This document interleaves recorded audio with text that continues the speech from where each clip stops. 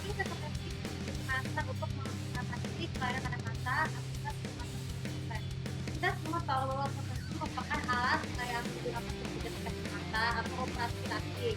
Biasanya itu kelihatan ya ada pada judul pasaran, tapi cara-cara untuk beli softlens itu harus dikonsultasi ke dokter. Kenapa? Karena kalau nonton itu sembarangan itu bisa mendatangkan bahaya.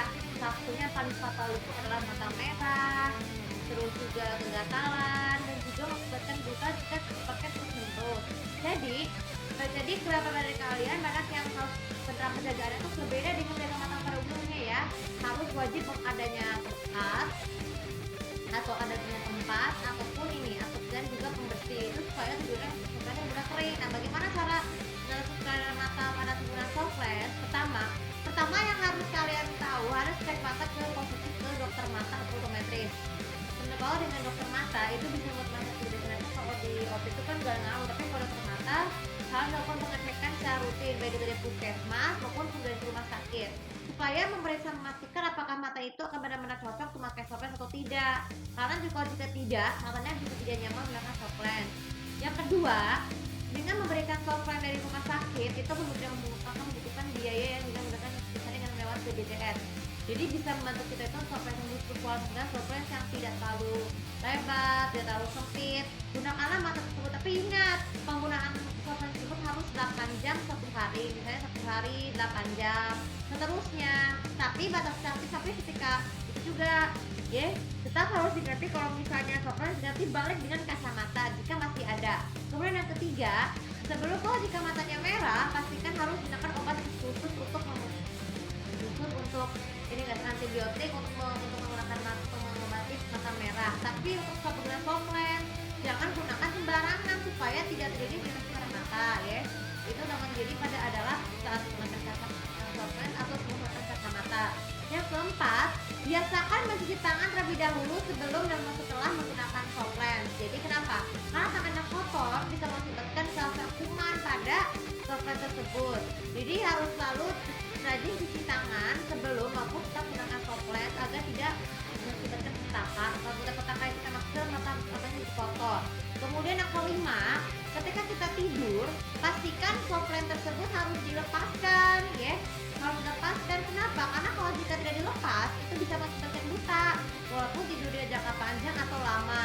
Kalau bisa ya, kalau softlensnya gitu sebaiknya taruhnya di samping ya supaya sebelum tidur tuh cuci muka dan baru setelah itu cuci tangan, cuci muka baru tidur.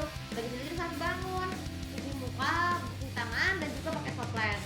Yang keenam, kalau misalnya softlensnya nggak nyaman, jangan konsultasi optometris, jangan cuek, jangan lalai dalam bertemu dengan rumah sakit supaya menyertakan masa yang buta. Yang ketujuh, jika matanya merah atau kurang softlens, pastikan kedip-kedip, jangan digosok-gosok karena mengakibatkan mata iritasi ya. Tidak hanya pada mata saja, tapi juga softlensnya. Yang kedelapan, jangan gunakan softlens dengan ini guys. Pada saat ini, jangan gunakan softlens ketika sedang memasak, membersihkan rumah, ataupun mencuci piring. Kenapa? Karena ketika singkatan debu dan air itu tuh bisa mengakibatkan kondisi kotor. Yang kesembilan, biasakan menggunting kuku. Kalau kukunya terlalu panjang, softlensnya akan mudah robek. Jadi guntinglah kuku dengan rapi agar tidak tergores. Dan yang paling penting sekali saat kita gunakan softlens, selalu cuci softlens ya dengan pencuci setelah digunakan. Istirahat sejenak dan diamkan dulu sampai benar-benar kering dan benar basah, dan juga ganti dengan kacamata ataupun dengan kacamata besi.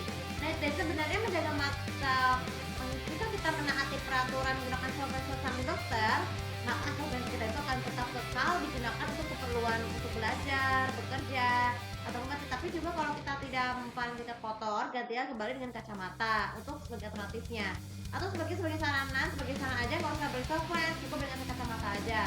Atau biasanya kalau kalian punya penghasilan yang sedang ataupun rendah ya, supaya bisa menghemat uang ya. Ya bagaimana juga mata itu merupakan sesuatu yang paling bernilai bagi yang paling berharga dari tubuh manusia. Oke, semoga kali ini sudah bisa bermanfaat. Jika seperti biasa, untuk komen bisa kasih tahu bagaimana cara kalian untuk menjaga untuk mengatasi kelainan pada